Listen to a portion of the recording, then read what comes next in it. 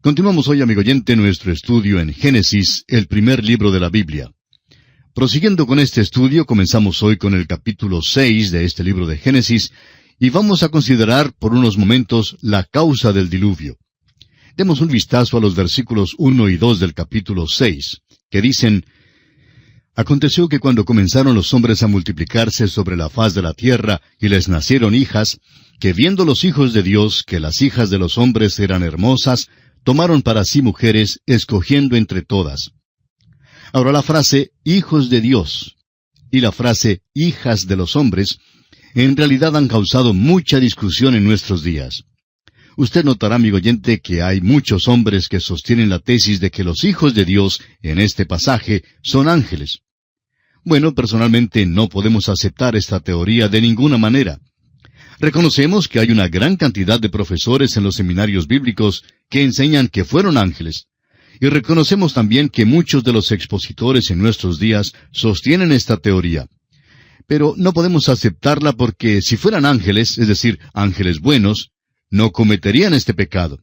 Y por otra parte, si fueran ángeles malos, no se les llamaría aquí hijos de Dios. Luego los hijos aquí fueron sencillamente hombres, no fueron monstruos. El versículo 4 de este capítulo 6 de Génesis dice: Había gigantes en la tierra en aquellos días, y también después que se llegaron los hijos de Dios a las hijas de los hombres, y les engendraron hijos. Estos fueron los valientes que desde la antigüedad fueron varones de renombre. No nos explicamos por qué tanto se imaginan que los hijos aquí fueron gigantes. Dice que había gigantes en la tierra en aquellos días, pero no dice que fueron los hijos. Ahora sí dice que fueron hombres de renombre. Ahora estos no fueron monstruos, sino simplemente hombres. Un expositor de la Biblia dijo en una ocasión que eran gigantes y monstruos. Pero creemos que la anotación aquí lo explica con toda claridad que los gigantes estaban en la tierra antes de que tuviera lugar esto. Simplemente significa que fueron individuos sobresalientes. Amigo oyente, la humanidad tiene una capacidad tremenda. La Escritura declara: porque formidables, maravillosas son tus obras. Y es una gran verdad cuyo significado perdemos con alguna frecuencia. Este concepto hoy degrada al hombre diciendo que él es un protoplasma de una basura o de alguna alga marina. Algunos científicos creen que muy pronto la teoría entera de la evolución será totalmente rechazada, lo cual por supuesto hará que algunos luzcan ridículos. Amigo oyente, una vez más, repetimos que la evolución no es nada sino una teoría y la ciencia no ha dado a conocer ninguna prueba conclusiva de ella. La evolución también es una filosofía y como cualquier otra filosofía se la puede aceptar o rechazar. Cuando es aceptada, ciertamente conduce a algunas soluciones muy desacertadas a los problemas del mundo. Realmente nos han metido en muchos apuros en todo el mundo. Uno creería, al escuchar tal filosofía, que estamos haciendo el papel de caballero ilustre, andando por todo el mundo, arreglando lo malo. Amigo oyente, nosotros mismos somos malos por dentro. Hoy en nuestros países encontramos los intelectuales en las universidades, en el gobierno, en medio de noticias y en la milicia que creen ser de marca mayor. Creen que de alguna manera u otra han alcanzado ya la cima. Es pues decepcionante en nuestros días observar cómo los hombres creen que son más grandes de lo que realmente son. El hombre en realidad está sufriendo de una caída tremenda en el pecado. Es totalmente depravado, y mientras no se tenga eso en cuenta, nos hallaremos en muchos apuros, en muchas dificultades. Ahora Génesis es el libro de la genealogía. Como lo vemos en este libro de las familias, encontramos a los hijos de Dios que son de la línea divina, que ha provenido de Adán hasta Set. Encontramos también a las hijas de los hombres que pertenecen a la línea de Caín. Las dos líneas se entremezclaron y hubo matrimonios mezclados entre las líneas hasta que por fin la línea entera fue totalmente depravada. Bueno, no debemos usar la palabra totalmente, hubo una excepción. Ese es el cuadro que se nos pinta aquí. Ahora deseamos reconocer e insistimos en que muchos buenos expositores de la Biblia mantienen un punto de vista opuesto al que hemos mencionado. Ellos creen que los hijos de Dios son realmente los ángeles.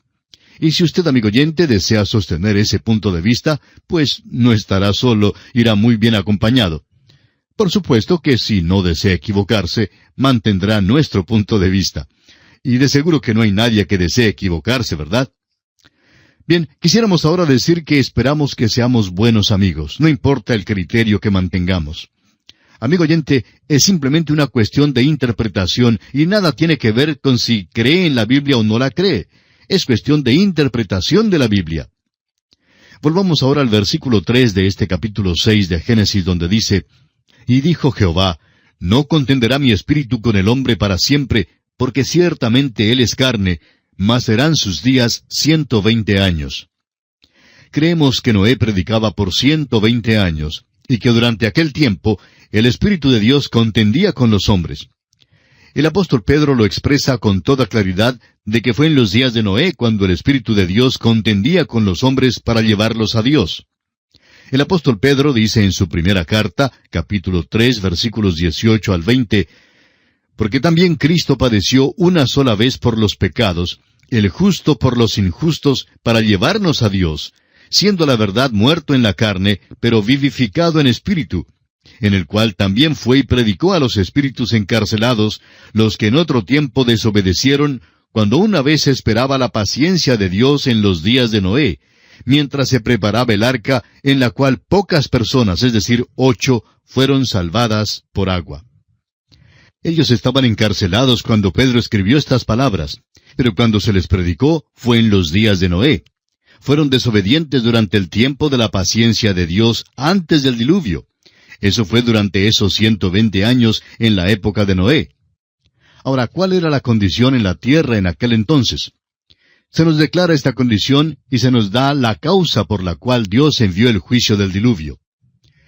El versículo 5 de Génesis 6 dice: Y vio Jehová que la maldad de los hombres era mucha en la tierra, y que todo designio de los pensamientos del corazón de ellos era de continuo solamente el mal. Hay 4 palabras aquí que deben ser subrayadas. En primer lugar, la palabra mucha, donde dice, la maldad de los hombres era mucha. En segundo lugar, la palabra todo, donde dice, todo designio de los pensamientos del corazón de ellos era de continuo solamente el mal. La tercera y la cuarta palabra son de continuo y solamente. Piénselo bien, amigo oyente. Esa fue la condición que Dios observó en la tierra. Los versículos 6 y 7 de Génesis 6 continúan diciendo, Y se arrepintió Jehová de haber hecho hombre en la tierra, y le dolió en su corazón. Y dijo Jehová, Raeré de sobre la faz de la tierra a los hombres que he creado, desde el hombre hasta la bestia, y hasta el reptil y las aves del cielo, pues me arrepiento de haberlos hecho. Y se arrepintió Jehová. La corrupción del hombre hizo arrepentirse al Señor. Parece que Dios cambió de idea. Creó al hombre y ahora parece que va a destruirlo. Fíjese usted que destruirá los animales terrestres, pero no menciona a los peces. Pues va a venir un diluvio, y los peces ya viven en el agua, y Dios enviará más agua. Consideremos ahora la liberación de Dios del juicio del diluvio. Los versículos 8 y 9 dicen, Pero Noé halló gracia ante los ojos de Jehová. Estas son las generaciones de Noé. Noé, varón justo, era perfecto en sus generaciones. Con Dios caminó Noé. ¿Por qué halló Noé gracia con el Señor? Porque Noé caminó con Dios, y porque fue justo y perfecto en las generaciones. Esta es la razón por la cual Dios salvó a Noé. En el libro de Hebreos, capítulo 11, versículo 7, leemos, Por la fe Noé, cuando fue advertido por Dios acerca de cosas que aún no se veían, con temor preparó el arca en que su casa se salvase, y por esa fe condenó al mundo, y fue hecho heredero de la justicia que viene por la fe.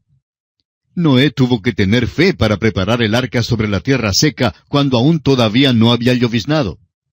En este capítulo 11 de Hebreos se nos dice que fue por la fe que Enoc fue traspuesto. El hombre de fe, el creyente, está eximido del juicio.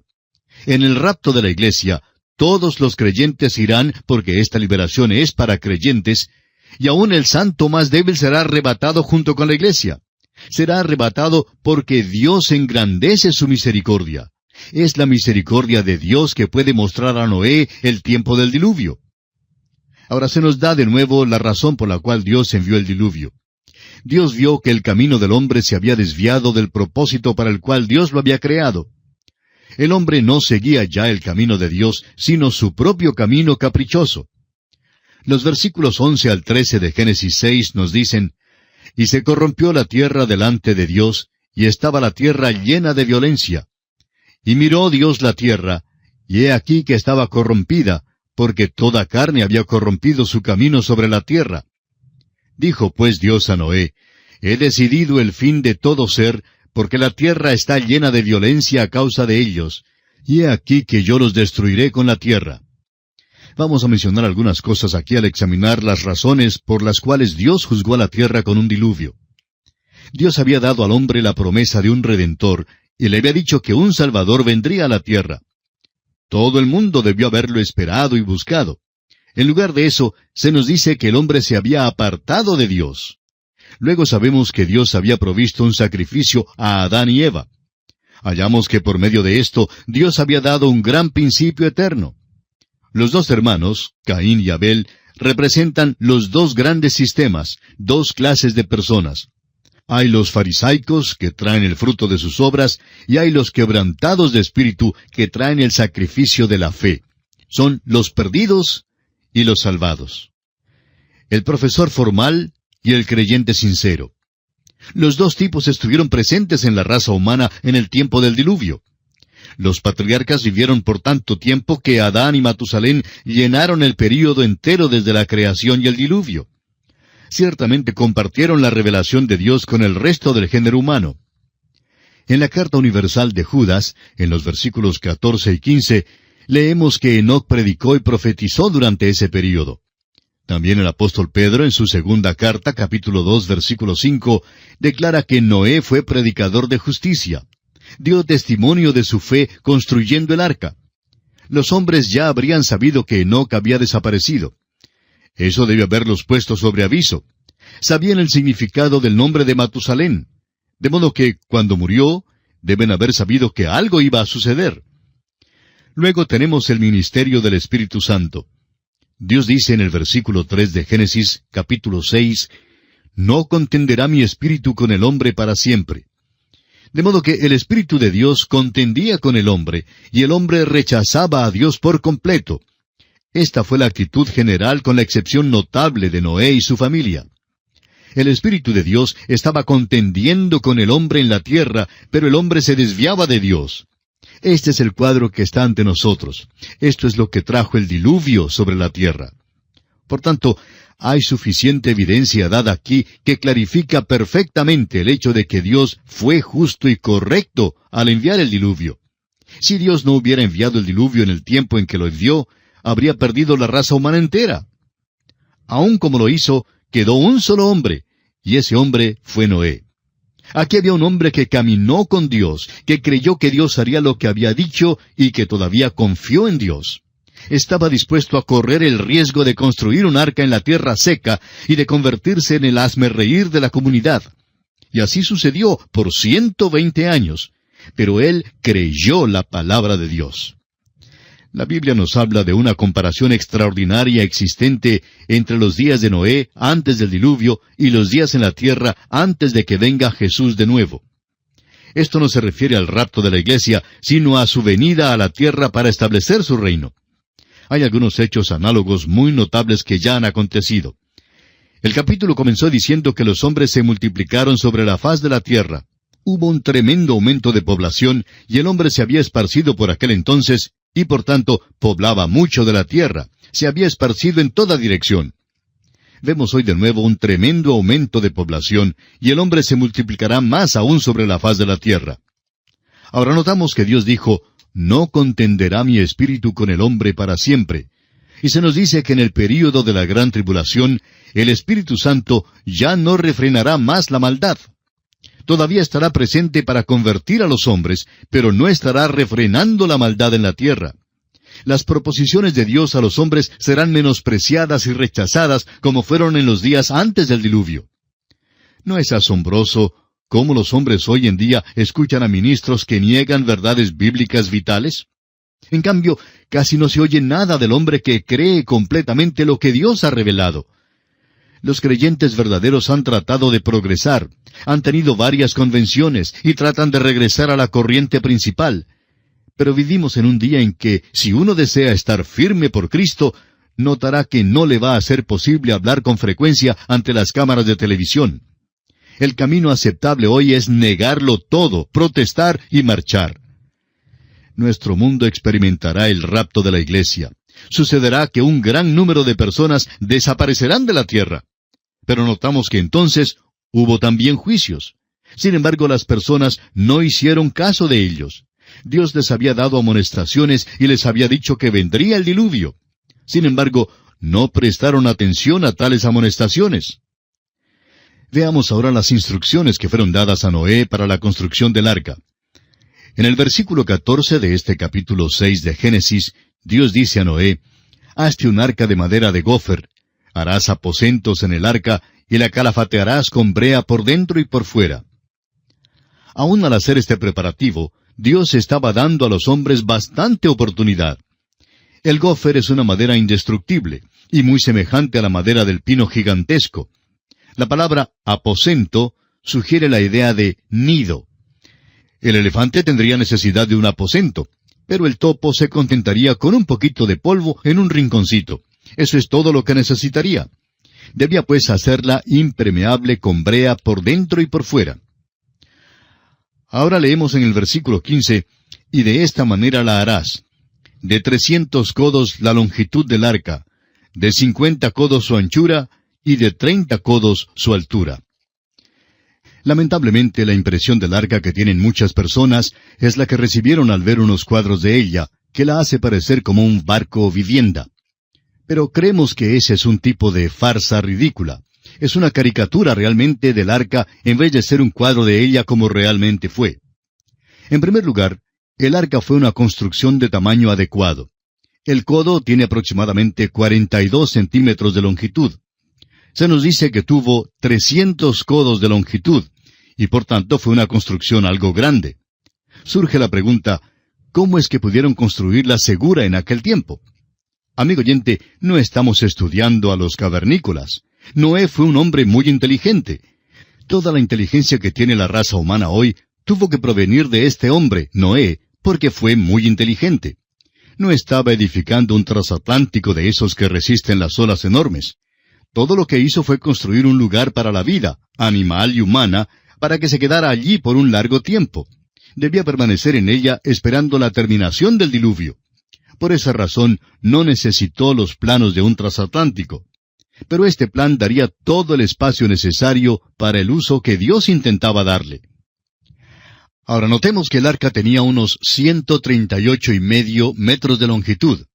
Era un arca larga, pero lo interesante es la dimensión relativa del arca. Un acorazado de los Estados Unidos, el Nuevo México, tenía 192 metros de longitud, 32 3/4 metros de anchura y un calado máximo de 9 metros. Al comparar estas cifras con las del arca, encontraremos que las dimensiones son más o menos iguales. Por tanto, no era un barco que se viera ridículo de ninguna manera. Ahora el versículo 16 nos dice, «Una ventana harás al arca, y la acabarás a un codo de elevación por la parte de arriba, y pondrás la puerta del arca a su lado, y le harás piso bajo, segundo y tercero». En lo alto del arca había una ventana de un codo de elevación, y daba la vuelta al arca. Ahora la parte superior debe haber sobrepasado un poco. En estos días, ese es el modo que se emplea para la ventilación de un gimnasio, por ejemplo. Ahora notemos que el arca tenía una sola puerta, y esto es de importancia. Cristo nos dice que Él es la puerta del redil. Hay un solo camino. Cristo también es la puerta en el arca. Había 3 pisos en el arca, y uno preguntará si había una puerta en cada piso. Bueno, personalmente creemos que hubo solamente una puerta en el arca y no una en cada piso. Pero francamente creemos que es un detalle sin importancia. Ahora el versículo 17 dice, «He aquí que yo traigo un diluvio de aguas sobre la tierra para destruir toda carne en que haya espíritu de vida debajo del cielo. Todo lo que hay en la tierra morirá».